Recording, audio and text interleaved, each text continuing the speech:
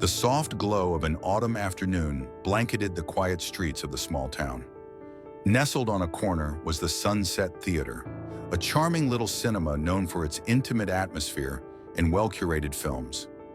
On this day, the theater was hosting a much-anticipated historical war drama, and the crowd inside buzzed with excitement. Among the attendees was Henry Parker, a man whose life had been shaped by the very history depicted in the film. At 68, Henry was a retired Major General of the U.S. Army. He had dedicated more than 4 decades to serving his country, earning a reputation for his discipline, wisdom, and calm leadership. Retirement hadn't slowed him down. With his neatly combed silver hair, sharp eyes, and steady posture, he still carried himself like a soldier.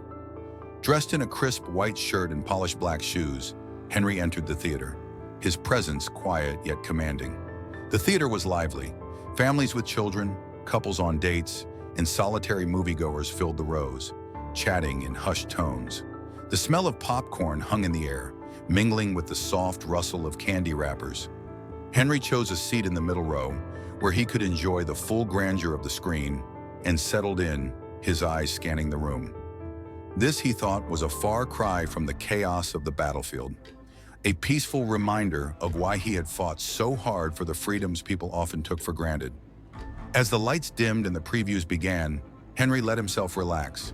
But his peace was short-lived. From the row behind him came a loud, intrusive voice. "Yeah, I told him I'm not handling that until next week." Henry turned slightly, his sharp gaze falling on a young man in a wrinkled police uniform. The name tag read Grant. The man, likely in his late 20s, was slouched in his seat, phone pressed to his ear, and chewing gum loudly. His uniform shirt was unbuttoned at the collar, and his casual demeanor suggested he didn't take his job, or anything seriously. Henry wasn't the only one to notice. A few people in the audience exchanged uneasy glances, their whispers blending with the movie's opening music. Someone up front softly said, "Shh," but the young officer ignored it entirely, continuing his animated conversation. Henry focused on the film, trying to tune out the disturbance. The screen depicted soldiers marching into battle, a scene that stirred deep memories for him. But the young man's loud laughter broke the immersion. Henry turned again, his voice calm but firm. "Excuse me, young man," he said. "Would you mind keeping your voice down? We're all here to enjoy the film." Grant looked at Henry with a smirk, his gums snapping audibly. "What's it to you, old man?" he said dismissively, turning back to his phone. With deliberate defiance, he continued his conversation, even louder than before. Henry's expression didn't change, but a flicker of irritation crossed his eyes. Years of military training had taught him patience and composure, even in the face of disrespect. He turned back to the screen, choosing to let the matter rest for now. Around him, the atmosphere in the theater shifted. Murmurs of discontent rippled through the audience. An elderly woman a few rows ahead whispered, "How rude. Can't he see he's disturbing everyone?" Though the movie played on, many were distracted by the officer's behavior. For Henry, the situation went beyond a simple nuisance. It was a reflection of something larger, the erosion of discipline, respect, and accountability, qualities he had spent his life upholding. Henry leaned back in his seat, his gaze steady. He had no intention of letting this go unresolved, but he knew better than to escalate the situation prematurely. For now he waited, his patience like the calm before a storm. The movie played on, its powerful imagery pulling most of the audience into a tale of courage and sacrifice. But for Henry Parker, the story unfolding on the screen was overshadowed by the commotion behind him. The young officer, Alex Grant, showed no signs of stopping his disruptive behavior. His voice rose and fell, punctuated by bursts of loud laughter, each sound grating against the theater's collective patience. "Unbelievable," muttered a man sitting nearby. Others exchanged exasperated looks, and a couple sitting a few rows away shifted uncomfortably in their seats. The tension in the room was palpable. Henry, still seated calmly, decided to give Alex one more chance. Turning in his seat, he spoke again, his voice measured and steady. "Young man," Henry said, "I'm asking you politely. Please lower your voice. Everyone here paid to watch this movie, not listen to your conversation." This time, Alex didn't just smirk. He laughed outright, leaning back in his seat. "And who do you think you are?" he said loudly, drawing more attention from the crowd. "You think you can tell me what to do? Sit down and mind your business." The audacity of the response left a ripple of murmurs across the theater. Henry's jaw tightened ever so slightly, but he didn't lose his composure. Instead, he sat back in his seat, his sharp mind already analyzing the situation. Alex, emboldened by what he saw as Henry's retreat, leaned forward, resting his arms on the back of Henry's seat. "Let me guess," Alex said, his voice dripping with mockery. "You're one of those retired old-timers who thinks the world owes them something. Guess what? It doesn't." A few gasps were heard from the surrounding audience. An elderly woman nearby turned and said, "You're the one being disrespectful. Can't you see you're disturbing everyone here?" But Alex shrugged her off with a dismissive wave. "I'm disturbing everyone?" he said, his tone exaggerated. "Oh, I'm so sorry." His words oozed sarcasm, and his behavior only seemed to grow louder, more obnoxious. Henry remained calm, though the storm of tension around him continued to build. He had seen far worse than this. A young man drunk on ego was nothing compared to the challenges he had faced on the battlefield. However, his patience wasn't limitless. Henry turned once more, this time fixing Alex with a look that froze the young man mid-smirk. "Let me be clear," Henry said quietly, his voice low but commanding. "You're not just disrespecting me, you're disrespecting everyone in this room. If you can't behave like a professional, then you should leave." For a moment, Alex seemed to hesitate. The intensity of Henry's gaze was unlike anything he had encountered before. It wasn't anger or aggression. It was something far more unsettling: authority. But Alex, unwilling to back down, scoffed and leaned back in his chair. "Authority," he muttered under his breath. "You're not my superior. You're just some old guy trying to relive your glory days." The room had grown eerily quiet, all eyes now fixed on the escalating exchange. Some audience members had pulled out their phones, recording the interaction in case things got worse. "You're embarrassing yourself," a man a few rows away called out to Alex. But Alex ignored him. Fueled by pride and the attention of the crowd, he leaned forward again, now visibly irritated. "What are you gonna do, old man? Call the manager?" Henry didn't flinch. "No," he replied simply, "but I can call someone else." Alex blinked, momentarily confused. "What's that supposed to mean?" he asked. Henry didn't answer. Instead, he pulled his phone from his pocket and began scrolling through his contacts. Alex's confidence faltered as the calm, calculated movement made him realize that Henry wasn't bluffing. The murmurs in the theater grew louder, with more and more people pulling out their phones, documenting Alex's behavior. "You can't be serious," Alex said, his voice slightly quieter now. "What are you doing?" Henry didn't look up. "Something you should have done a long time ago," he said, dialing a number. The tension in the room reached a breaking point as Henry pressed the phone to his ear. Alex's bravado began to crumble under the weight of the silent stare surrounding him. But it wasn't until Henry spoke into the phone that the first hint of fear flickered in Alex's eyes. "This is Henry Parker," Henry said calmly. "I'm at the Sunset Theater. There's a disturbance here, and I need it addressed immediately." Alex's confidence wavered further. "What, you calling the cops on me?" he sneered, trying to regain his footing. "Good luck with that." Henry locked eyes with him, his tone unwavering. "Not just any cop," he said. "I'm calling your boss." For a moment, Alex Grant froze, the weight of Henry's words hanging heavy in the tense silence. His confidence wavered as the murmurs from the audience grew louder, their disapproval unmistakable. Phones were out, their cameras recording every second. Alex glanced around the room, noticing the judgment in every pair of eyes. It was clear he was no longer in control of the situation. "What? You think you're some big shot?" Alex scoffed, though his voice lacked the arrogance it had carried earlier. "Calling my boss isn't going to scare me. I haven't done anything wrong." Henry placed the phone in his lap, locking eyes with Alex. His gaze was calm but carried a gravity that only decades of leadership could convey. "You've already made your mistakes, son," Henry said quietly, "and instead of fixing them, you're digging yourself deeper." The crowd seemed to collectively hold its breath as the tension mounted. Alex's pride, bruised and cornered, began to lash out. "You don't get to lecture me," he snapped, standing abruptly. His chair screeched against the floor, and the sudden movement caused some nearby patrons to flinch. "Sit down," someone hissed from the back of the room, but Alex ignored them. He jabbed a finger in Henry's direction, his voice rising. "You don't know anything about me. You don't know what I deal with every day. Don't act like you're better than me just because you're old and—" "Enough!" Henry's voice cut through Alex's rant like a blade, firm and commanding. It wasn't loud, but it carried the unmistakable authority of a man who had led troops through life-and-death situations. Alex hesitated, his mouth opening and closing like he wanted to retort, but couldn't find the words. The theater was deathly silent now, save for the soft hum of the film playing on the screen. The other patrons watched, their eyes bouncing between Alex and Henry as if anticipating what might happen next. Then something snapped. Maybe it was the weight of the crowd's judgment, or perhaps the realization that he was losing control of the situation. Whatever the reason, Alex's frustration erupted in the worst way possible. "You think you're so smart," he growled. His hand moved to his hip, and in one fluid motion, he pulled his service weapon from its holster. The reaction was immediate.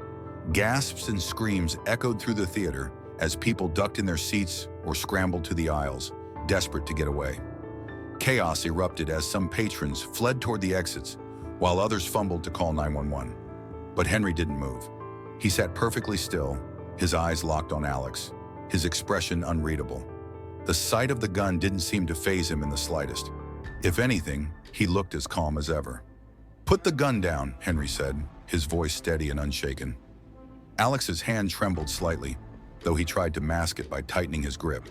"Don't tell me what to do," he barked, though there was a crack in his voice now, a sliver of doubt creeping in. Henry slowly stood, his movements deliberate and unthreatening. At his full height, he towered over Alex, his presence suddenly filling the room. "You're making a mistake," Henry said, "and this one will cost you everything." The weight of those words seemed to hang in the air, and for a brief moment, Alex faltered. His hand wavered, the barrel of the gun dipping slightly, but his ego fought back, refusing to let him yield. "You don't scare me," he said, though the words rang hollow. Henry didn't take his eyes off Alex. He didn't flinch or raise his voice. Instead, he leaned on the years of discipline and restraint that had been ingrained in him through decades of service. "This isn't about fear," Henry said. "It's about doing what's right. You're better than this." The words struck a chord, but before Alex could respond, a flash of red and blue lights spilled through the theater's glass doors. Sirens blared outside, their wails cutting through the muffled chaos inside. A commanding voice shouted, "Police! Everyone remain where you are!" The room collectively exhaled as the doors swung open, and a tall, broad-shouldered man in a sharp uniform stepped in. His face was stern, his eyes scanning the room before landing on Alex and the weapon in his hand. "Alex Grant," the man barked. "Put the gun down, now!" It was Samuel Hayes, the city's police chief. Alex froze, his face draining of color as realization dawned. The gun slipped from his fingers, clattering loudly onto the floor. The room fell into an eerie silence, the kind that comes after a storm has passed, but before its aftermath can fully be processed. The flashing lights outside the theater door continued to cast an unnatural glow inside, turning the otherwise peaceful cinema into something resembling a battlefield. People remained frozen in place, still unsure of what had just happened. Alex Grant's knees buckled slightly as he lowered his head, his face pale, eyes wide in disbelief. His hand hovered near the fallen gun, but it was as though his body was no longer under his control. The powerful presence of Samuel Hayes, the police chief, seemed to weigh down on him like an avalanche, leaving no room for resistance. "Chief Hayes," Alex's voice came out weak, almost pleading. I didn't mean for this to happen. But Samuel Hayes didn't wait for an explanation. His voice was firm, cutting through the tension in the room with the precision of a blade. "Shut it down, Alex. You've gone too far. You've made a mess of this, and now you're going to answer for it." Without another word, Hayes stepped forward and grabbed the gun from the floor, securing it in his holster before turning to Henry Parker, who stood calmly across the room, his face still a picture of quiet authority. "You okay?" Hayes asked, his voice softer now, but still carrying a hint of tension. Henry nodded. His expression hadn't changed much since the confrontation began, but his calm demeanor seemed to offer a steadying influence to the crowd. "I'm fine," he said simply, his voice steady. "It's not about me, though. It's about how we treat each other. That's what I wanted him to understand." Hayes turned his attention back to Alex, who was still standing, seemingly rooted to the spot. The younger officer's hands were shaking now, his entire body trembling under the weight of his actions. The room's occupants, who had been frozen in place just moments earlier, now began to shift restlessly, the tension dissipating in a slow trickle. Some still looked toward Henry with respect, others at Alex with disbelief and disapproval. "Alex," Hayes said, his voice no longer as commanding, but tinged with disappointment. "You don't get to pull a gun on someone in a movie theater. You're a police officer, not a thug. Your job is to protect, not provoke." Alex looked up, his eyes full of panic. I wasn't trying to hurt anyone. He trailed off, unable to form a coherent thought. Hayes' expression hardened. "You don't try to pull a gun, Alex. It's not something that just happens. You made a choice." The weight of those words seemed to hit Alex like a punch in the gut. His eyes flickered between Henry and the crowd, now fully aware of the gravity of his actions. His hands were no longer shaking with defiance. They were trembling with regret. "I was just frustrated," he muttered, his voice barely audible. "I didn't know who he was. I thought I could—" Henry cut him off. "It doesn't matter who I am. What matters is how you treat people. You can't use your position to intimidate others, especially not for something as trivial as a conversation in a theater." The police chief stepped closer, his voice lowering as he addressed his subordinate. "You're suspended, Alex, effective immediately. We'll have an internal investigation into this. You'll need to answer for your behavior, and I'm afraid this isn't going to end well for you." Alex's face dropped, his features contorting with a mix of disbelief and dread. The finality in Hayes' words left no room for argument. The young officer had gone too far, and now he would have to face the consequences. A few moments of silence passed before the chief spoke again, his voice heavy with disappointment. "Hand me your badge, Alex." With great reluctance, Alex slowly reached for his badge, the weight of his actions pressing down on him more than any physical object could. He handed it over, his fingers trembling. Hayes took it, his eyes narrowing as he examined the young man standing before him. "This is a breach of trust, Alex," Hayes continued. "You don't just lose your job, you lose respect, and that's the hardest thing to get back." The room was still, the weight of the situation hanging in the air. The audience, who had been watching the exchange with bated breath, finally began to stir, some whispering to each other, others looking at Henry with a new sense of admiration. But Henry didn't seek any attention. He simply turned and walked toward the exit, his purpose clear in his stride.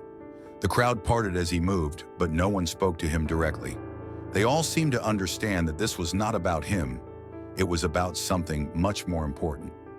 As Henry reached the door, he paused and glanced over his shoulder at the remaining crowd.